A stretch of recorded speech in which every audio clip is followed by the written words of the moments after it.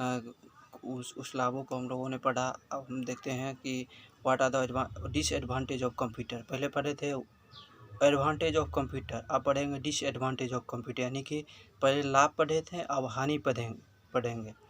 तो चलिए देखते हैं कि what are the disadvantage of computer. What are the disadvantage of computer.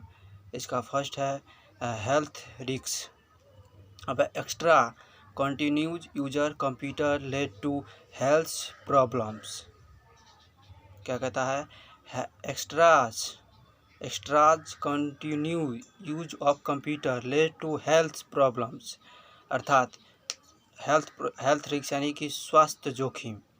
Health risk यानी कि स्वास्थ्य जोखिम कहता है कि अतिरिक्त और नियंत्रण कंप्यूटर के उपयोग से स्वास्थ्य समस्याएं उत्पन्न हो सकती हैं।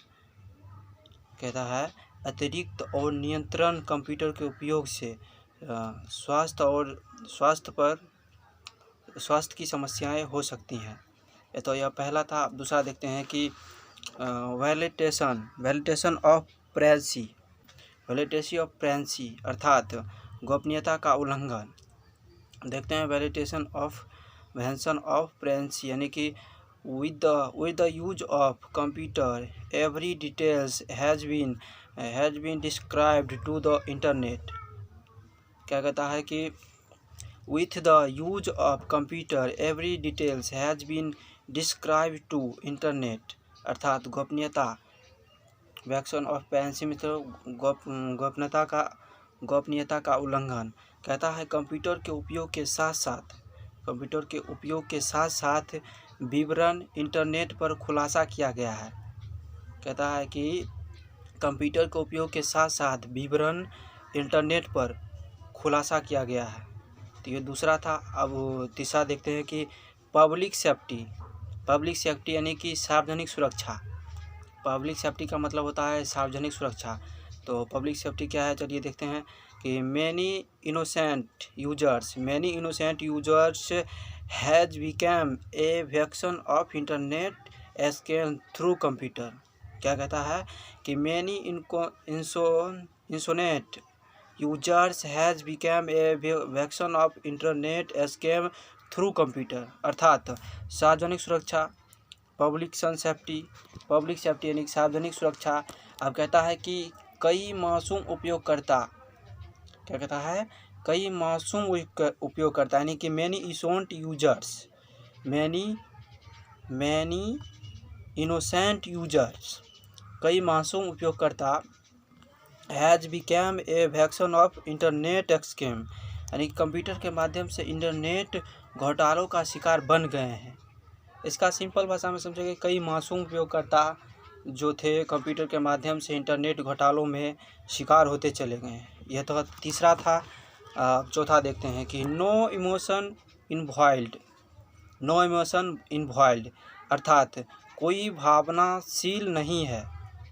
नो इमोशन इन्वॉल्व्ड मतलब कि कोई भावनाशील नहीं है।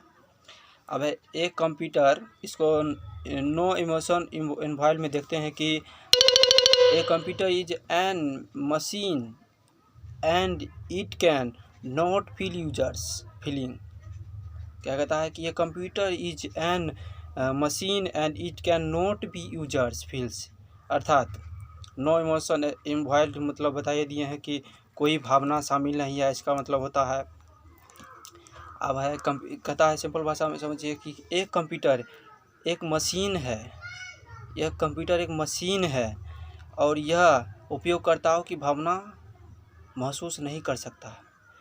कंप्यूटर की उपयोगकर्ताओं की भावनाओं को नहीं समझ सकता है, उसे नहीं महसूस कर सकता है। अब लास्ट है डिसएडवांटेज में ड्यूराबिलिटी में यानी कि स्थायित्व। ड्यूराबिलिटी का मतलब होता है स्थायित्व। कहता है a computer can get damage और will not work on power fail rules.